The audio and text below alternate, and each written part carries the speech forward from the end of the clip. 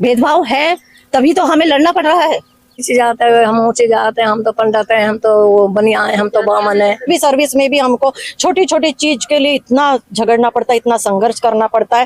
पहले के आंकड़े देखो और अमृतकाल के आंकड़े देखो, वो जो हो रहे हैं ना बलात्कार, उसका आंकड़ा देखिए कि अमृतकाल में ज्यादा हो रहे हैं, जब अमृतकाल नहीं था तब ज्यादा होते थे। ये जातियां बंद नहीं हुई तो भेदभाव भी बंद नहीं होगा। कहा है, सुना है ब्राह्मण बनिया ठाकुर की बेटी को किसी ने अपहरण किया हो, किसी ने उसका बलात्कार किया हो, कभी सुना भी नहीं होगा आपने। बाहर निकले तो ही तरह के एजुकेशन में भी पीछे हैं, घर में अगर देखो तो उनका रोक टोक भी ज्यादा है। यहाँ तक कि हमारी महिलाओं को दोहरी मानसिकता से गुजरना पड़ता है। एक तो महिला है वो एक उनके लिए, दूसरा जातिगत जो आक्षेप लगाए जाते हैं, जातिगत अगर आप भेदभाव की बात करती हैं, अगर जाति भेदभाव नहीं होता तो मनीषा कांड को जो है ना उसको रातों रात जलाया नहीं जाता पेट्रोल डालकर। ये काम आगे से नहीं हो कि सब औरतों को इकट्ठा होना चाहिए, सब जुट में रहना चाहिए, कि सबको बोलना चाहिए कि भाई ये नहीं होना चाहिए। बाबा साहब 6743 जातियों को एक समूह में बांट करके गए एससी में, लेकिन हमारा समाज जो है बंटने को और खंडित होने को बिल्कुल तैयार बैठा है। अगर नौकरियों में कहाँ भेदभाव अगर होता नहीं होता तो नौकरियों में समानता नहीं होती क्या? नमस्कार, मैं ज्योति यादव और आप देख रहे हैं हिंद समाचार। यूँ तो बहुजन समाज की महिलाओं की भागीदारी की चर्चा तमाम राजनेता लोग करते ही हैं। वोट के समय भी आप देखते होंगे कि कहा जाता है कि हम महिलाओं को हिस्सेदारी देंगे, भागीदारी देंगे, महिला आरक्षण की भी बात की जाती है। लेकिन महिलाओं में जब आरक्षण की बात की जाती है और खासतौर पर प्रधानमंत्री मोदी जी करते हैं, तो बहुजन समाज की ये दमदार महिलाएं जो इस वक्त आपको कैमरे पर नजर आ रही है, कैमरामैन इनके चेहरे दिखाइए, ये बहुजन समाज कि वो बुलंद आवाज है जो बतौर बहुजन समाज ये महिलाएं तो जागरूक है ही, लेकिन ये अन्य तमाम महिलाओं को भी जागरूक करती हैं, जोड़ती हैं, एकजुट करती हैं। हमारे साथ वकील भी मौजूद हैं, महिला वकील, हम उनसे भी खास बातचीत करेंगे। लेकिन आज जो समाज में और मुख्य तौर पर महिलाओं की स्थिति और बहुजन समाज की महिलाओं की स्थिति में कितना सुधार हुआ है और कितना होना बाकी है, इसी पे चर्चा करेंगे। क्या नाम है आपका? मेरा है कनिष्का विशाल। कनिष्का जी, आप कैसे देखते हैं महिलाओं की जो भागीदारी की बात हो रही है, आरक्षण की बात हो रही है, हम लोग कितना आगे पहुंचे हैं? नहीं, इतना आगे तो हम नहीं पहुंचे इसे अगर कहें तो। जो महिला है अगर उनको खुद भी अपने घर से नहीं निकल रहे, अगर खुद भी बाहर निकले तो ही तरह के एजुकेशन में भी पीछे हैं, घर में अगर देखो तो उनका रोक टोक भी ज्यादा है। तो ऐसे कोई खास उनका नहीं कह सकते वो कि आगे भागीदारी तो तब करेंगे जो वो अपनी खुद उनको अगर घर से निकले वो बाहर, तो घर से बाहर नहीं निकल पा रहे हैं। या तो अच्छा, इसकी वजह क्या देख रहे हो आप? घर में भी ज्यादा रोक टोक उनके लिए ज्यादा है, मोस्टली उनको घर से पहले बाहर निकलना चाहिए। तो मैं यही कहना चाहूंगी कि उनको ज्योतिबा फूले, सावित्रीबाई फूले ने हम लोगों के लिए बहुत संघर्ष किया, तो उनका संघर्ष आज आप कैसे देखती हैं, कितना सफल हो पा रहा है? सफल हो रहा है क्योंकि आज के इतना तो नहीं हो रहा है जितना हम चाह रहे हैं, फिर भी काफी सफल हो रहा है। रमाबाई जी है हमारी, बाबा साहब की, उन्होंने काफी मेहनत की है, और सावित्रीबाई फूले है, उन्होंने एजुकेशन के लिए काफी लेडीज के लिए काम किया है। और भी हमारी जैसे क्या कहते हैं, बहुत सारी महिलाएं हैं, एक नहीं अनगिनत नाम है। आप कैसे देख रहे हैं महिला स्थिति में? पहले तो मैं चाहूंगी कि आप कहाँ से आई हैं, अपने बारे में बताएं। हम मुंबई से आए हैं, हमारा नाम सुरेखा ढोले है। क्या करती हैं आप? हम प्रोफेसर है इंजीनियरिंग कॉलेज में। प्रोफेसर हैं, बहुजन समाज से संबंध रखती हैं आप? जी जी जी, ये मुझे सुन के भी गर्व हुआ। आप बताइए हमारी स्थिति में कितना सुधार हुआ है? सुधार तो है मैडम, ऐसा तो नहीं है कि पहले से थोड़ा सुधार है, बट सुधार की आवश्यकता और भी है। बहुत सारे महिलाओं में ये जो मैडम ने अभी बताया, कनिष्का मैडम ने, रोक टोक है, ये रोक टोक घर वाले भी करेंगे, फिर भी महिलाओं ने भी खुद को रोकना नहीं है। अपना काम तो करना ही है, सबको करना है, घर में बाहर, फिर भी घर का करके भी बाहर आना जरूरी है। अपने आप में ही कॉन्फिडेंस तैयार करो, आप बाहर आएंगे तो पक्का कॉन्फिडेंस तैयार हो गए। एक दूसरे से बात करेंगे, 4 बातें अलग से आपको पता हो जाएगी, तो उससे अपना कॉन्फिडेंस बनाएगा। ऐसा कोई मतलब अच्छा, मुंबई से आप दिल्ली आई हैं, तो आपको किसने मोटिवेट किया? मैं तो बहुत सेल्फ मोटिवेट हूँ मैडम, बहुत सेल्फ मोटिवेट। मैं तो, मेरी शादी करने वाले थे मेरे पिताजी, उनका पाव पढ़ के कि मेरी शादी मत करो, मुझे आगे पढ़ना है, इससे मेरी कहानी शुरू होती है। और तब मैं यहाँ आज पहुंची हुई हूँ। तो बहुत सेल्फ मोटिवेटेड हूँ मैं। तो फिलहाल आपने शादी करी है नहीं? जी जी, मैं 2 बच्चे की माँ हूँ। मेरा बेटा पोस्ट ग्रेजुएट है, छोटा ग्रेजुएट है। जी जी। तो मतलब सही समय पे आपने शादी करी, मतलब कुछ बनने के बाद? हाँ, मतलब 10वीं के बाद बहुत डर था कि अरे बाप रे अभी तो शादी कर देंगे करके। वहाँ ही वैसा है, लोग भी वैसे ही होते हैं। हम जो गांव में पढ़ते हैं वहाँ 12वीं तक ही शिक्षा है, बाहर जाने नहीं देते हैं। तो 12वीं में हम पहले ही फर्स्ट आए स्कूल में, तब जाके हमको इजीली बाहर जाने को मिला और गवर्नमेंट कॉलेज में हमारी एडमिशन हो गई। तो हमारा रास्ता खुद मतलब सुलझा गया। लेकिन हम पूरा हमें बतौर महिला परिवार में भी बहुत जद्दोजहद करनी पड़ती है। बहुत बहुत बहुत जद्दोजहद, बहुत कुछ करना पड़ता है मैडम, बिल्कुल आसान नहीं। हम आज यहाँ खड़े हैं इसके लिए हमने क्या पापड़ बेले हमको पता होता है ना। 100% फ्रूट मिलता है, उसके पीछे 500% मेहनत होती है। और आज भी सर्विस में भी हमको छोटी छोटी चीज के लिए इतना झगड़ना पड़ता है, इतना संघर्ष करना पड़ता है। बट करना चाहिए मेरे ख्याल से। तो औरतें कर सकती है, बहुत कुछ कर सकती है, बस रुकना नहीं है, करना है अपने आप में बहुत। अच्छा, जो महिलाएं आपको देख रही हैं उन्हें आप क्या कहेंगी जो अपनी समस्या से सोच रहे हैं कि नहीं होगा, होगा नहीं होगा? अमूमन ये रास्ते आते हैं हमारे। ये तो होता रहेगा, देखो होता रहेगा। हम कोशिश तो करना जरूरी है, वो कोशिश का भी आनंद मिलता है, प्रयत्न का आनंद जो मिलते हैं उसको गवाओ मत। कुछ ना कुछ तो जरूर होगा, कुछ नहीं होगा तो तजुर्बा तो जरूर होगा। कुछ नहीं होगा तो तजुर्बा तो जरूर होगा। क्या नाम है आपका? मेरा रोशनी गौतम। कहाँ से आई हैं?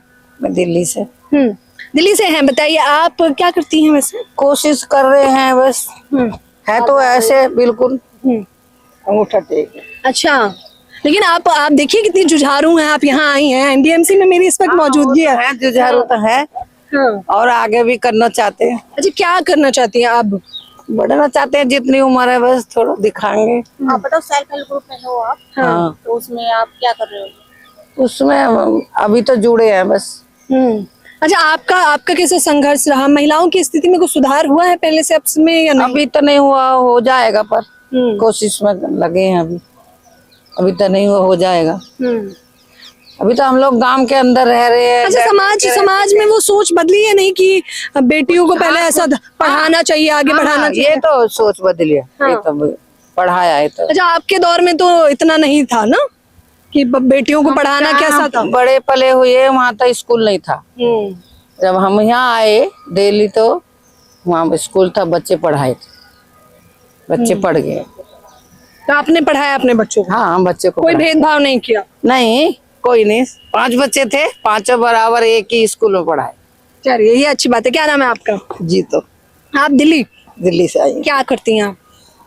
कुछ नहीं करती, घर में समाज में जुड़े हुए? ये जुड़ी हुई हूँ मैं, इसमें जुड़ी हुई हूँ मैं। अच्छा, इसमें क्या सीखने को मिला? आप जैसे समाज ये सीखने को मिला, मतलब बच्चे हमारे हैं, हम कुछ करेंगे तो हम आगे बढ़ सकते हैं। अगर हम नहीं बढ़ेंगे तो हमारे बच्चे ने शिक्षा मिलेगी, वो बढ़ेंगे आगे। ठीक है जी, हमने ये सोचा है।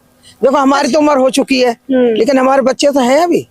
जब हम ही नहीं सिखाएंगे तो बच्चे कैसे सीखेंगे? ठीक है। अच्छा, पहले के दौर में महिलाओं को पढ़ाने के लिए इतने लोग जागरूक तो नहीं थे, जैसे आप छोटी रही होंगी। मैंने तो स्कूल देखा ही नहीं, हमारे गांव में स्कूल नहीं था, लड़के जाते थे बस। अब हम पे तो सहन करने भी नाम है, अंगूठाई करते। तो पिताजी से कभी कहा नहीं कि स्कूल भेजिए मुझे? नहीं, कभी कहा भी नहीं? नहीं, बोला ही नहीं। जब उधर हो ही ना कुछ था, कभी नहीं बोला, दिमाग में नहीं आई भाई पापा में स्कूल भेजो। अच्छा, तो गांव में कोई भी महिला नहीं जाती? नहीं, कोई नहीं जाती, बस लड़के जाते थे। हाँ। और अब क्या है? अब तो यहाँ दिल्ली में तो सभी पढ़ते हैं, गाँवों में पढ़ते हैं सब बच्चे, लड़कियां पढ़ती हैं। अब तो 12वीं भी है, में भी है, सब कुछ कर रही है, कोर्स वगैरह। तो ये अच्छी बात है या नहीं? हाँ, अच्छी है, बहुत खुश है हम तो। अच्छा, आज भी कई सारे लोग लड़की पैदा होने पे अफसोस मनाते हैं, थोड़ा दुखी हो जाते हैं, उनको क्या कहेंगे आप? भाई क्या कहेंगे, दुख तो नहीं मनाना चाहिए। बेटी और बेटा एक ही चीज होती है, हैं? बेटा भी वही है, लड़की भी वही है। अगर मानोगे तो, और नहीं मानोगे तो भेदभाव करेंगे लड़की। लेकिन कह रहे हैं बेटियां तो दूसरे की दौलत होती हैं, ब्याह के उन्हें दहेज भी देना होता है। नहीं, हमने तो नहीं सोचा ऐसा। नहीं होता है या नहीं है? अब नहीं होता, कभी भी। अब नहीं होता। पहले होता था, पहले होता था, अब नहीं होता। अब तो खुल के पढ़ा मैं, खुल के सब चीजें। तो शादी करने की जी में तो करो, ना करने की जी में तो पढ़ो लिखो, अपने पैरों पर खड़े हो। अब तो खुली छुट्टी है, लड़की लड़का को कोई भेदभाव नहीं करते। क्या नाम है आपका? मेरा नाम शांति। शांति जी, कहाँ की रहने वाली हैं? यहीं की, दिल्ली की। दिल्ली की ही हैं। अच्छा, आप कैसे देखते हैं? आप जुड़ी हैं समाज में, समाज के कार्यों को देख रही हैं, तो कितना क्या क्या देखा आपने समाज के कार्यों में? क्या देखा है ऐसा ऐसी ऐसी लोगों की, बहुजन समाज की महिलाओं की आप देखते होंगे ना, आवाज उठा रही हैं। हाँ हाँ, अच्छा अच्छी है ये आवाज उठाने तो अच्छी बात है। खैर अच्छा, जाति भेदभाव आज भी होता है या हाँ, नहीं? होता जहाँ होता तो है, अभी है भेदभाव तो बहुत है जाति का, होता भाई जहाँ होता बहुत होता। कैसे होता है? अब कैसे होता है? ऐसे ही ये नीचे जाते हैं, हम ऊंचे जाते हैं, हम तो पंडित हैं, हम तो वो बनिया हैं, हम तो बामन है, ये भेदभाव। बिल्कुल। जातियां भेदभाव खत्म करने के लिए जातियों को खत्म करना होगा। बाबा साहब 6743 जातियों को एक समूह में बांट करके गए एससी में, लेकिन हमारा समाज जो है बंटने को और खंडित होने को बिल्कुल तैयार बैठा है। अगर ये जातियां बंद नहीं हुई तो भेदभाव भी बंद नहीं होगा। किसी कीमत पे हम सोच ही नहीं सकते कि भेदभाव खत्म होगा। कैसे खत्म होगा? नौकरियों में कहाँ भेदभाव अगर होता नहीं होता तो नौकरियों में समानता नहीं होती क्या? भेदभाव है तभी तो हमें लड़ना पड़ रहा है। यहाँ तक कि हमारी महिलाओं को दोहरी मानसिकता से गुजरना पड़ता है। एक तो महिला है वो एक उनके लिए, दूसरा जातिगत जो आक्षेप लगाए जाते हैं, जातिगत अगर आप भेदभाव की बात करती हैं, अगर जाति भेदभाव नहीं होता तो मनीषा कांड को जो है ना उसको रातों रात जलाया नहीं जाता पेट्रोल डालकर। कभी देखा है, सुना है ब्राह्मण बनिया ठाकुर की बेटी को किसी ने अपहरण किया हो, किसी ने उसका बलात्कार किया हो? कभी सुना भी नहीं होगा आपने। लेकिन यहाँ पर आए दिन ऐसे ऐसे आंकड़े हैं जो सरकारों के पास है और सरकार के आंकड़े झूठे नहीं हैं। आप उठा करके देख लीजिए कितनी जातिगत भेदभाव के कारण उनके साथ में बलात्कार रोज होता है। जब तक मैंने ये आपसे बोला है उस दौरान पता नहीं कितनी बहन बेटियों का बलात्कार हो चुका होगा। तो बताइए, आप तो जागरूक महिला हैं, मुझे बात करने में भी अच्छा भी लग रहा है और समाज की स्थिति पर जब मैं विचार करती हूँ तो उसके लिए बुरा भी लग रहा है। तो आप जब आप पूरे अपने समाज से जुड़ी हैं, महिलाओं को इकट्ठा करी, उनसे बातचीत करती हैं, तो क्या क्या सुधार हो रहा है अब फिलहाल के लिए? सुधार ये है कि हम उनको शिक्षा के लिए प्रेरित कर रहे हैं, क्योंकि जो शिक्षित होगी बेटी उसको हम जो है ना सेल्फ डिफेंस की भी ट्रेनिंग देंगे। तो कम से कम मार, अगर कोई एक थप्पड़ मारेगा तो 10 मार करके भी आए। हम अपनी बेटियों को वो ट्रेनिंग दे रहे हैं कि अत्याचार मत सहो। जिस तरह से जो सरदारनियां है वो अपने कमर में जो है ना कुटीर जो है वो लटका करके चलती है सुरक्षा के लिए, बहन बेटियों को उसी तरीके से अपने आप को सशक्त बनाना होगा। और ये जातिगत भेदभाव की बात नहीं है, यहाँ पर हर बेटी की बात है। क्योंकि जब आपने मुझे कहा कि 2 तरह के हमें संघर्ष करने पड़ते हैं, क्योंकि हम बहुजन समाज से, एक तो जाति का और ऊपर से महिला होने का। सच में ये सत्यता है? बिल्कुल सत्यता है। सत्यता नहीं है तो आप चलो सड़कों पर, कोई घूरे ना तो मुझसे कहना, कोई छूने को तैयार ना हो तो मुझसे कहना, तो वो है नहीं क्या? और अगर उसको उसकी मानसिकता को अगर ये पता चल जाए ये इस जाति की है तो उसको दोहरा वो अपमान जो है वो सहना पड़ेगा या नहीं पड़ेगा? आप खुद इस बात का जवाब दीजिए मुझे। वो ये सोचेगा कि इसके पीछे कोई कहने सुनने वाला नहीं है, ये मेरे बाप दादा की बपोती है, मैं इसको नोच खाऊं और इसका जो है ना जो करना है मैं वो कर लूं। उसको ये बात उसके जो है ना, आप कह रहे हैं मनुवादियों को डर नहीं है, खौफ नहीं है बिल्कुल भी? यहाँ मैं मनुवादियों की बात कर ही नहीं रही हूँ। मैं यहाँ पुरुष की सोच की बात कर रही हूँ। मैं यहाँ किसी भी जातिगत की बात नहीं कर रही, मैं यहाँ मनुवाद की बात बिल्कुल नहीं कर रही हूँ। मैं यहाँ जो पुरुष की एक सोच है उसकी बात कर रही हूँ। ये सोच बदलनी होगी। हमारे घर में भी बेटे हैं, उन बेटों को सिखाना होगा कि राह चलती हर नारी जो है वो बहन है, बेटी है। जिस तरह से बेटी से सवाल पूछे जाते हैं 70, घर से अगर 5 बजे के बाद आती कहाँ थी, उसी तरह से अगर बेटा 8 बजे के बाद आए तो उससे भी पूछा जाए कहाँ था, किसके साथ था, क्यों इतना लेट हो गया। ये सवाल सारे महिलाओं के लिए ही, नारियों के लिए ही, पुरुषों के लिए कोई सवाल नहीं। महिलाओं को मर्यादा में रहना चाहिए। महिला मतलब देवी, देवी मतलब घर संभाले। मर्यादा तो पुरुषोत्तम कोई और थे, महिला को तो मर्यादा पुरुषोत्तम कहा ही नहीं गया। अगर आपकी रामायण गीता में महिला को मर्यादा पुरुषोत्तम कहा गया हो तो बताओ। तो ये सारी मर्यादाओं को रहने की, समुद्र को उसकी बांध की जरूरत है, समुद्र को एक दायरे में रहने की जरूरत है। महिला दायरे में है, महिला अपनी जो है ना जानती है कि मेरी रेखा जो है कहाँ तक है, वो उससे पार होने की उद्दंड तक कर ही नहीं सकती है, और जो करती है वो महिला हो ही नहीं सकती कतई। अच्छा, महिलाओं का चरित्र हनन बहुत आसान है। मैंने पहले भी कहा कि समाज डरता है उन महिलाओं से जो समाज से नहीं डरती। तो नहीं, उनके जब भी महिलाओं पर टीका टिप्पणी करना होता है तो अमूमन हम देखते हैं कि उसके चरित्र हनन की शुरुआत सबसे पहले की जाती है। जो बराबरी नहीं कर सकते वो बुराई तो कर ही सकते हैं। और महिला का जो सबसे नाजुक चीज जो है वो उसका चरित्र है। महिला को आप जो है ना 70 गालियां दे लीजिए, एक बात छोटी सी उसके चरित्र पर कह के देख लीजिए, उसके भर भर भर भर आंसू ना गिरने लगे तो कहिएगा। जो सच्ची महिला होगी वो चरित्र की बात, उन्हें मालूम है ये कमजोर कड़ी है इनकी, क्यों ना इसी को दबाया जाए। और जब हम उस कमजोर कड़ी का भी सामना कर लेते हैं कि चरित्र की बात तू क्या करेगा, तू खुद पहले अपना चरित्र संभाल, और ऐसे लोगों का मुंह तोड़ करके जवाब देगी तो चरित्र के चाहे 70 बातें करें, लेकिन जो आगे बढ़ने वाली महिला होगी, चाहे वो एडवोकेट हो, चाहे वो प्रोफेसर हो, चाहे मेरे जैसी सोशल वर्कर हो, चाहे आप जैसी पत्रकार हो, वो ऐसे लोगों की बातों का जवाब अपने काम से देगी, जबान से नहीं। अच्छा, जो तमाम महिलाएं आपको इस वक्त देख रही हैं, उन्हें एक संदेश देना चाहेंगे तो वो क्या होगा? वो संदेश कुछ ही शब्दों में ये होगा कि खुद भी पढ़ो और बेटियों को भी पढ़ाओ। बेटियां सिर्फ वही नहीं जिनको आपने पैदा किया है, वो भी है जिन्होंने पैदा करके आपके घरों में भेजा है।